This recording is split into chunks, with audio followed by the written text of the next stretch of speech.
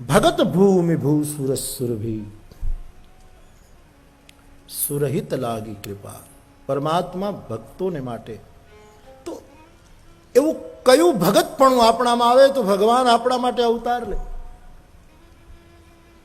અને ધ્યાન દેજો બાપ, ક્યારેક પ્રભુ સમષ્ટિ માટે અવતાર લે, ક્યારેક એક વ્યક્તિ માટે અવતાર લે.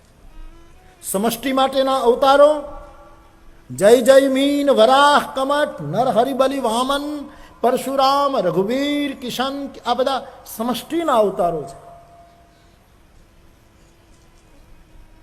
પણ જુનાગઢની જેલમાં હાર પહેરાવવા આવે એ વ્યક્તિ માટે અવતાર છે. મીરાનું ઝેર પીવા આવે એ વ્યક્તિ માટે અપરાધ છે.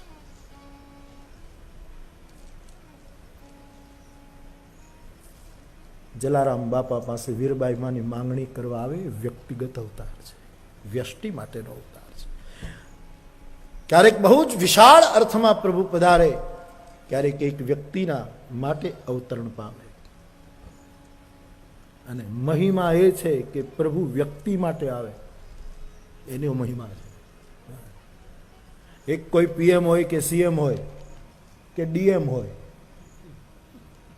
કોઈ પણ હોય, એમ કહે કે ભાઈ તમારા આખા ગામનો પ્રસંગ હોય તો હું આવીશ, ચાલો. આખા તાલુકાનો પ્રસંગ હોય, આખા જિલ્લાનો પ્રસંગ, કોઈ મોટું કામ હોય ત્યારે હું આવીશ.